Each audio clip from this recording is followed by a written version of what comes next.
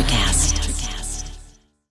Cars say a lot about who we are. It represents freedom for a lot of people. This season on Drive, I'm going to talk to all sorts of different people. I looked at car names. Yes. And yes. I found all the car names that have science or astronomically it's inspired. Crazy. It's huge. It is. Yes, I happen to be CEO of Ford Motor Company. For me, it's all about cars, movement, and our mutual passion for things that get us around. This is Drive, and I'm Jim Farley. This episode is brought to you by Paramount Plus. Ewan McGregor stars as Count Alexander Rostov in A Gentleman in Moscow, the new limited series based on the best-selling novel. Stream it on March 29th with the Paramount Plus with Showtime plan. Visit ParamountPlus.com to try it free. Hold on to your butts. We are changing the course of history as we see it. That is what Western demands. Now, this affects Iris. Iris, where are you? What you feel only matters to you. I do not entertain hypotheticals. The world as it is vexing enough. Iris, I have a tip for you. Don't take drugs! Or Whatever Movies with Wesley and Iris. What up and welcome to Or Whatever Movies. I'm your co-host, Iris, and I'm here with my older brother. A Man Called Wesley. Today we're talking a movie from 2022, Grumpy Gump. Gumpy old man. I don't know, it kind of works. I mean, doesn't this seem like a trope? Like, hey, okay, you played the gay man, you played the mentally challenged man, now you got to play the grumpy old man? Oh, like this is just the natural evolution of Tom Hanks? Well, just like covering the bases of all the roles. He hasn't played the president yet. He's going to have to play the president. Has he actually played a literal role of America's dad, or is that just his public figure, real life role?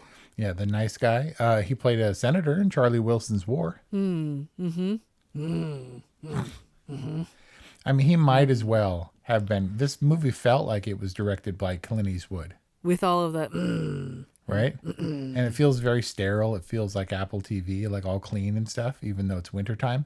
When he pulls that dude out of the truck, the dude's conveniently not wearing a seatbelt, so he can haul him out of the truck and rough him up, I guess you'd say, by the collar or whatever. That was the second most unrealistic act of aggression that I've ever seen. Only after Cry Macho's 90-year-old man punch out. Yep, 90-year-old man punch out of it was a young dude, right? Yeah, he was like a thug dispatched by that lady who was hitting on him. Yeah, that truck driver, he had like long hair and, obviously a ruffian, was terrified Right. of Otto. You're supposed to be terrified of Otto because he's a mean man. Mean man with a heart of gold? Evil Mr. Rogers. Evil, he had a crusty exterior, but really he's just a big softy. And it's like all the grumpiness really amounted to was just he took some convincing. Right? He's just sad. He's just sad, and it shows up like a frown. You have to be lovable or you can't be redeemable, right? Like you can't be a true a-hole. Clint Eastwood tried it with Gran Torino. It doesn't stick. He was about Tom Hanks in this one. Like, what was his name? Otto. He was about as mean as a cup of warm tea. What was his name? Otto. Right? You mean look, the reason it's called A Man Called Otto is because it was based on a man called, how do you think we should pronounce it? Over. It's probably something weird like Ewan or something Scottish. Oh, right. Something that's completely unpronounceable to anyone other than the Scots. Right. So apparently that was a really successful movie. And because this movie wasn't drastic really in any respect. Mark Forster's been around. He's done some dynamic movies. Monsters Ball, World War Z. Yeah. This one, so I was like, okay, something is going to happen. This isn't just going to be the lovable grump and a windbreaker who learns a very valuable lesson about family and young people, Mm-hmm. I thought, he's going to rough things up. There's going to be a house party. Sinbad's going to show up. He's going to wear a gold chain or whatever. Because Otto's in this, Truman Show level neighborhood of pleasant yoga people and dog walkers. It's like everyone was specifically tailored to annoy him. Right, and they do it every day in and day out. I thought he'd lived with the death of his wife for possibly decades. She died 6 months ago. That was a reveal to me. Right? I was very surprised by that because there were vestiges of the wife everywhere. the coat and her comforter and the low counters that he had built for her, right? The ghost of his wife is definitely haunting him, as it should be, only 6 months being a widower. But I definitely got the impression, because all of his memories were from their courtship or their early marriage, that she had died young. Yeah, we got to get young, what's his name, Hanks, his SAG card. See, the problem is we all know what young Tom Hanks looks like. Yeah. And I'm sorry, but Hanks Jr. does not fit that bill. Maybe he's got like the glowy eye thing, like the Hanks eye. I mean, I don't even know that was his son. There was one point where he gave a very Tom Hanksian look, and I was like, oh, there it is. But they were few and far between, those moments. I mean, they could have gotten Colin. Colin looks much more like him. And then there's Chet, who's like the SoundCloud rapper, who's a jerk, like the secret bad son. Oh, how many sons does he have? I see, that's what I'm saying. This guy has never been on my radar, so I'm not entirely sure he's an official son. Well, we should look that up. Yeah. Tom Hanks says working with son Truman on A Man Called Otto is, quote, special. I changed his diapers. Ew, I'm sure it is. Also, I was thinking that Ruben went down awfully fast. Right? 6 months ago, he and Ruben were like feuding. Yeah. And now poor Ruben is trapped inside. Yeah. It is jarring when young Tom Hanks was replaced by toupee Tom Hanks, or like hairpiece Tom Hanks later on. Right, in the Ford Chevy sequence. He just looked like younger but still old or whatever. Like it was like a Tom Hanks Saturday Night Live sketch where they make him look, how do you make him look younger? Give him a big old head of hair, right? I think they said they did some VFX de-aging, but yeah, it was mostly just a hair change. Note that we're not saying that. So is Ruben Bubba? Ruben's not Bubba, right? We can't say that. No. What do you mean? Is he Bubba? Like the actor? Are you trying to make a Forrest Gump parallel? Yeah, and like Sonia is the new Jenny if Forrest was mean instead of dumb. I don't know, man. I felt like Mark Forster took a class in how to make a very special film. And they were like, you know what you should do? Do like folk music montages. And he's like, check. And make everything very clean. And then you got to have comic relief. I don't get it. A Man Called Otto is clearly a comedy. Is it a comedy based on suicide? Sure. I mean, you take one look at him and we start off more or less with a suicide attempt, or at least he's planning it. He gets the rope and everything. And, there are multiple suicide attempts. Right. At least 4. But I'm saying when the store scene at the top, he's getting a length of rope. What's he getting a length of rope for? My mind was nowhere other than suicide attempt. I was like, that's 100% what people get a length of rope for. 6 feet or whatever? Come on. And then he's complaining about 37 cents like it's going to matter to him if he was going to have a successful suicide. It's just about principle. But he was never going to do it. He was never going to be able to hang himself.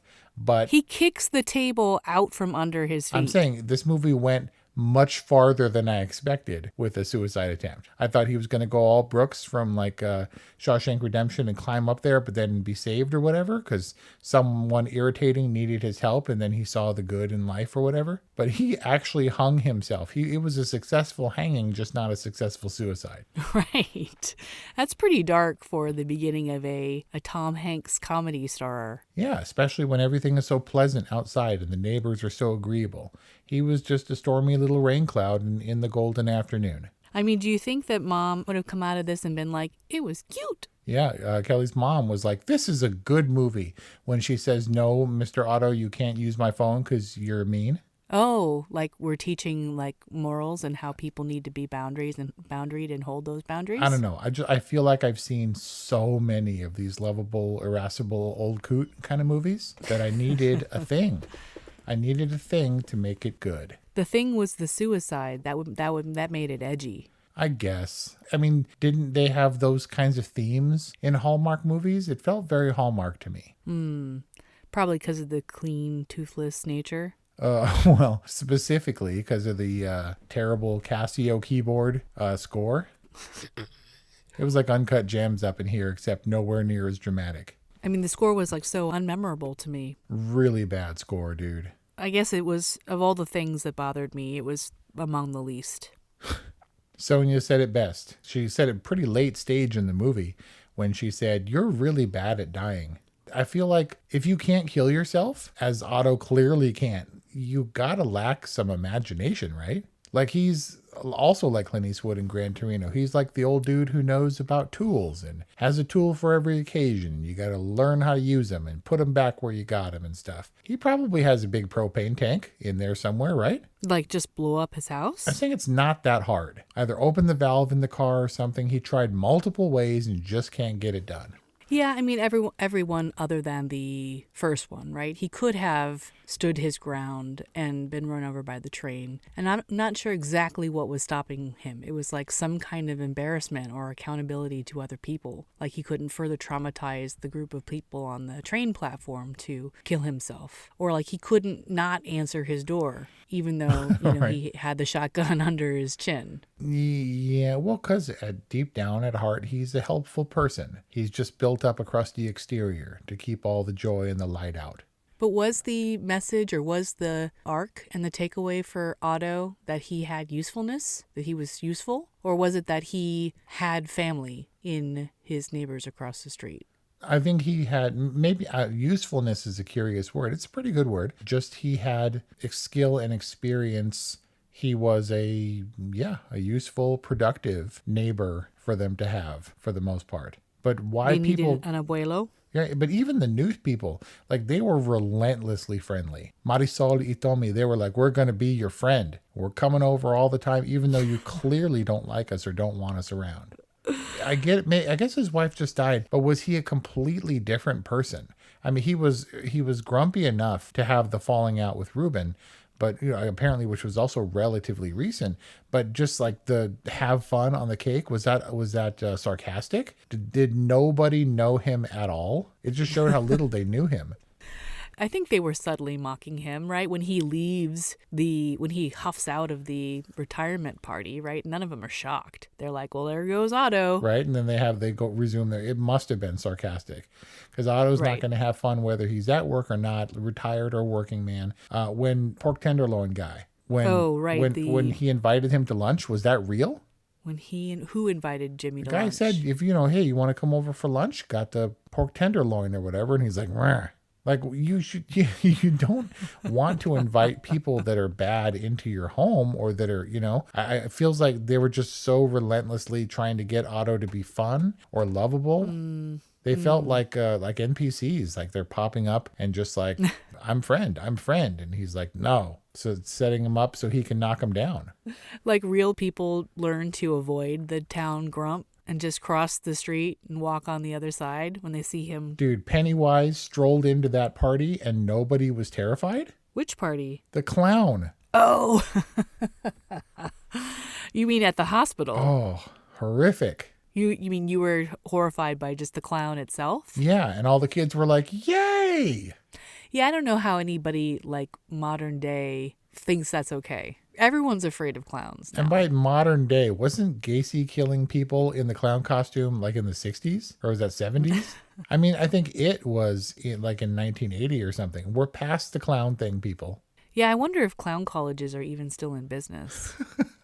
You know what I mean? Like, who's enrolling for clown college? Well, Steve-O famously went to Ringling Brothers Clown College, and he always said that it's more selective and harder to get into than Ivy League schools. What? Clown college? Yeah, only a few people are admitted every year, and he actually graduated. But I think that they don't exist anymore because the circuses that hosted the clown colleges don't exist anymore. Ringling Brothers was like a 130-year-old circus. That thing is gone. They couldn't they couldn't hang even with the hologram animals. Oh, when did they do away with live animals? Probably maybe 10, 15 years ago, probably. Don't quote me because it's a non-existent circus. Huh. I mean, I'm just saying you can learn how to tie balloon animals on YouTube. Yep. You don't need the horrifying grease paint. Yes. And of course you saw the quarter bit coming. Yeah, for sure. I was shocked that he would even hand the quarter to the clown. Why would she give him an extra quarter, like just for good measure? And also, what did Sonia see in Otto? I mean, as a young dude, maybe he was like sweet and charming and unassuming and stuff, but he basically was like, I've got nothing to give you and nowhere to go, and I can't even afford this dinner. And she's like, kiss me. Yeah. To quote our Greyhound review, he's Tom Hanks, dude. Like he was so stripped and of any pretense. I don't even think he was like there for the booty or whatever. He was just like, so, I found the opportunity to be here, so I'm here, but I got nothing. And maybe she found that refreshing. I don't know. Gingers are weird. Or maybe that's just your fantasy of like being like, my superpower is like my loyalty and my literacy, and you got me. Did you know that in one of my very, very first dating profiles 1.5 million years ago, I committed what is now a sin? Like, I actually did a thing that creeps people out now, and I said something like, I'm possibly like the last nice guy in the world. And now that's a red flag. If they're like, I'm a nice guy, people are like, eek, breaks. Why? I don't know, because it makes you creepy. Only creepos say that? Yeah. Why? Because like they're overcompensating for actually not being nice guys? Yeah, or they think they're nice guys and that the women are against them and that girls only go for bad boys. I don't know, man. Being old solves all that. You mean being old and coupled? Yeah. I can see that seeing yourself as a nice guy could be a bit of a blind spot. You're like, I'm a nice guy, and somehow that excuses errant behavior or something. Yeah, I just don't think it's a label you can bestow on yourself. I think other people, like Tom Hanks, have to label you a nice guy. Hey, it's Kaylee Cuoco for Priceline. Ready to go to your happy place for a happy price? Well, why didn't you say so? Just download the Priceline app right now and save up to 60% on hotels. So whether it's Cousin Kevin's Kazoo Concert in Kansas City, go Kevin, or Becky's Bachelorette Bash in Bermuda, you never have to miss a trip ever again. So download the Priceline app today. Your savings are waiting. Go to your happy place for a happy price. Go to your happy price, Priceline. Life is hard, but finding a really great podcast makes the days go by so much easier. Hi, my name is Blue Telusma. I'm a writer, an emotional intelligence coach, and the host of Humanize with Blue Telusma, a podcast where we believe that when you humanize everyone in the room, a great conversation is almost guaranteed. Join us every week here on Electricast as me and my guest co-hosts unpack big topics and interview even bigger personalities with a sense of humor and a dash of mischief. If you're looking for a new best friend in your head, we've got you covered. Electricast. What makes you a nice guy? I think that you are considerate of other people, and when it comes down to it, if things go wrong and you hold your temper and just not having your own intentions trump everyone else's feelings, I feel like it's consideration. Or maybe nice guy is just code for unattractive. Well, Otto definitely pulls on the grump frown. This is like the grumpy cat of Tom Hanks movies, but he doesn't have resting dick face. No, if anything, he's just a little blustery when he's mad. And he's a little judgy, right? He thinks everyone's an idiot and therefore less than or beneath him somehow. Which we all know is just a compensation for our own feelings of insecurity. No way. No? Why are people judgy? I can't relate. I don't know. I'm not judgy. What? On We're that all note, judgy in our own way. Jimmy, the stretch douche, that dude didn't justify a second of his screen time in this movie. Was he the one with the girlfriend, or was that the other one? No, that was Tommy. Was he the one? No, Tommy was married, but then the girl with the dog, was that Jimmy's girlfriend? Don't know, don't care. I was like, Jimmy, you need to leave the set. He was supposed to be the eternally sunny comic relief guy who is so silly because he's always stretching his groin in public. No. No? No. What about Malcolm? Did he justify his screen time? I mean, it was a thing that had to happen. And that's part of the problem. Clint Eastwood got closer to being an appropriate grump. You can't be officially grumpy unless you're racist and or a homophobe. And Otto was neither of those things. He was like, mole, pretty good. The only way that this could have transcended, and what I was really hoping for, was if Otto married Malcolm. Then that would have made it interesting, an interesting entry in the grumpy old man group of films. Well, he kind of adopted Malcolm. I mean, definitely not the same effect. It was trite. Malcolm was well into transition. Why would his parents choose that moment when Otto is in need of some kind of assistance, when he's in a position? In need of a child figure? Maybe. why would his parents wait until that time to kick him out? He's been doing his Malcolm thing for a long time. Yeah, and he's such a good kid. He said that his dad, there was something that triggered his dad or whatever. I mean, basically what you're saying is that Otto's need for a son figure and a protege type triggered Malcolm's dad to kick him out, which is not a good story reason. I'm saying, like everything else, a lot of this movie was annoyingly convenient. Including Anita's helplessness. Yes. Like Anita's need was like perfectly tailored for a redeemed Otto to come in and fulfill. Otto is the center of the movie as much as he doesn't want to be. And it doesn't make sense that all these people would troop through his life at the time when he most wants to leave himself. I mean, specifically, Marisol, either she has a lot of needs or she's just very vocal about asking for help. She brings basically every seeming need that she and her family have to Otto. Is it like she just zoned in on him, on a dude who had a need to be useful and had time, and so she's like, he just was like her mark. And she was fiery and insistent, and she's going to get him to understand what he's never going to understand in his own devices. She's supposed to be adorable. She's supposed to be charming. And she's supposed to be the stakes, the thing to live for. Right, as the means to having grandkids and a family, the family that he always wanted. She was just a means to more Otto antics and unlocking some more of his backstory. But he clearly enjoys her company, as put out as he wants to seem, about giving her driving lessons and taking her to coffee and taking them to the hospital and all that. Yep. So starting out for this movie, he obviously meant to die, and you knew that Tom Hanks wasn't going to die by his own hand in this movie. But the heart condition thing that was going to ultimately be his undoing was revealed really late in the movie, don't you think? They don't reveal it until, I don't know, maybe the beginning of the third act. And then suddenly he's having lots of episodes. Right? Pains and stuff. And that's how it's introduced to us or whatever. But the question is, what was going, like in the first two acts, what was the happy ending for Otto?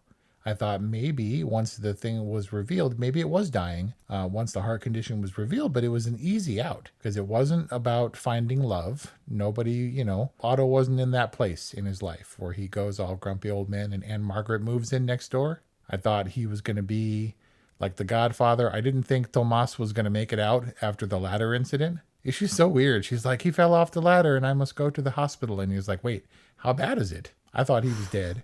I thought he was going to be godfather to Marisol's twins.